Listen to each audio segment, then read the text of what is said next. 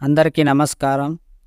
నా channel follow అవుతున్న ప్రతి ఒక్కరికి, స్టోరీ వింటున్న ప్రతి ఒక్కరికి థ్యాంక్ యూ సో మచ్. మీరందరూ బాగుండాలి. ఇద్దరు మనసులు కలిస్తే స్నేహం అవుతుంది. రెండు మనసులు కలిస్తే ప్రేమ అవుతుంది. రెండు ఆత్మలు కలిస్తే అదైవత్వం అవుతుంది. ఆ దైవత్వం సిద్ధమంటే మనం లా ఆఫ్ అట్రాక్షన్. రెండు ఆత్మలు వాటితో పరస్పరం సంభాషించినప్పుడు కలిగేదే అనంతం. అనంతమైన సంబరాలు జరుపుకోవడానికి మీరు సిద్ధం కావాలంటే మీతో మీరు ఏకం అవ్వాలి. అది ఎలాగంటే అది జరిగినప్పుడు మాత్రమే ఈ విశ్వం అంచుల వరకు మీ ప్రయాణం ఏ కటంకం లేకుండా సాగుతుంది.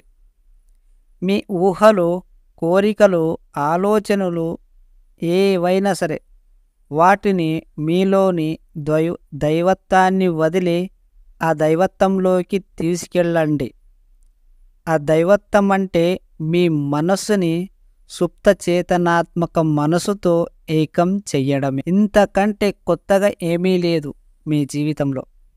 మీరు మీ కోరికతో ఏకం అయిపోవాలి. అప్పుడే అది భౌతిక రూపంలో మీ ముందు ఉంటుంది. అంతేకాని వేరే విధంగా ఆలోచించకండి. ఎప్పుడైతే మీ సుప్త చేతన మనసుతో మీరు ఏకమవుతారో మీరు సాధించాలనేది ఏమీ ఉండదు.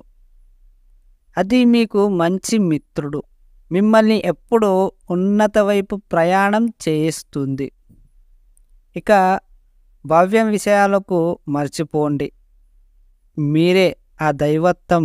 మీరే అనుకున్నవన్నీ సాధించండి. మీ ఊహలో పల్లెకిలో తేలిపోండి. మీరు ఫస్ట్ ఏం చెయ్యాలో అనుకుంటున్నారో దాని గురించి మాత్రమే కలలు కనండి.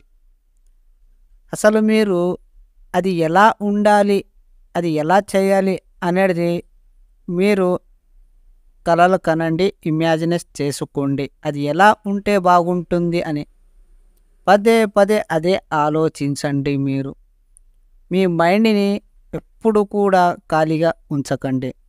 ఏదో ఒకటి నీకు కావాల్సిందన్నా కోరుకోండి, కానీ నెగిటివ్గా మాత్రం ఆలోచించే విధంగా మీరు ఉండకండి. అది ఎప్పుడు జరుగుతుందంటే మీరు ఎప్పుడైతే సైలెంట్గా కూర్చుంటారో, మైండ్ని ఫ్రీగా వదిలేస్తారో అప్పుడు నెగటివ్ థింగ్స్ వస్తూనే ఉంటాయి. అప్పుడు ఏం చేయాలంటే నెగటివ్ థింగ్స్ డిలీట్ కట్ అనండి. అంటే అది మీరు పదే పదే ఆ మాట అంటుంటే మీకు అది డిలీట్ అవుతుంది.